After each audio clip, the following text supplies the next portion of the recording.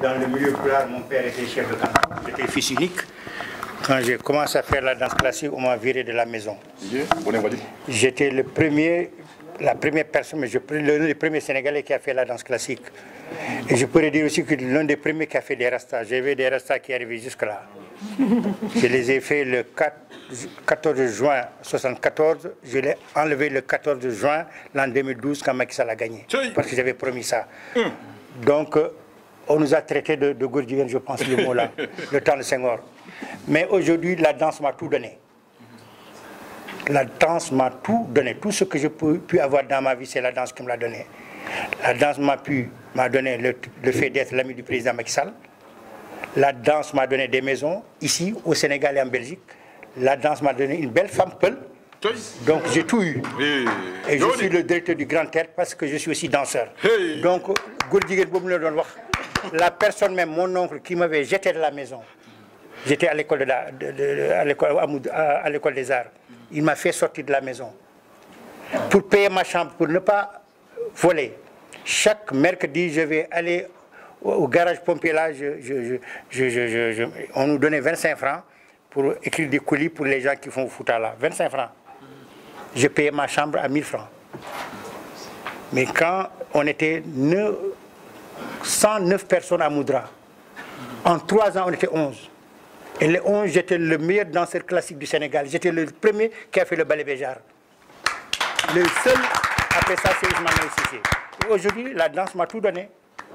Et là, mon oncle là, ma soeur et mon oncle qui m'ont foutu dehors de la maison, la première maison que j'ai achetée, je leur ai donné ça. Tu sais ce qu'il m'a dit? Je l'ai amené à Pékin, il travaille à Souadip, les gens qui nettoient dans les rues là-bas, Souadip c'est un truc très ancien. Je l'ai amené à Pékin, j'avais les clés de la maison. Ah, ça c'est pour toi. Il y avait des télévisions noires et blancs là. J'ai dit ça, j'ai acheté cette maison à Pékin. Donc, tu viens juste d'aller en Belgique, tu as fait 1 an, 2 ans, tu achètes une maison. J'ai dit, mais cette maison, c'est pas la mienne. C'est ta maison, je l'ai achetée. Il avait le tchaya avec des chaussures. Il a dansé, il a sauté. Je lui ai dit que si ce n'était pas la danse, je ne pouvais pas avoir cette maison. C'est parce que c'est la danse qui m'a donné cette maison. Donc, aujourd'hui, il y a des danseurs qui sont des stars.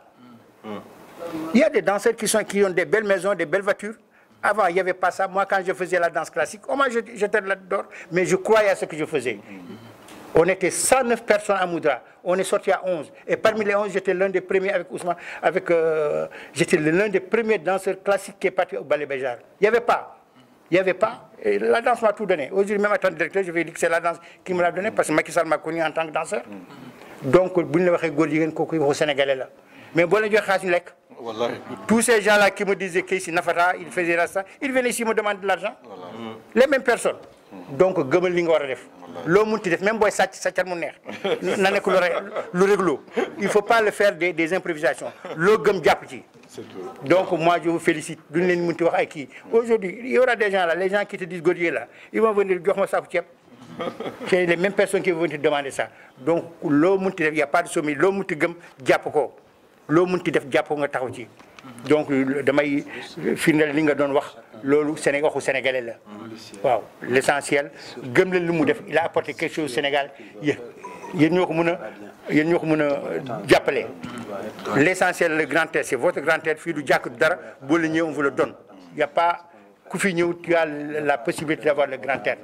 Cette année, l'année prochaine, on le fera, l'année suivante. Moi, tant que je suis là, je le ferai.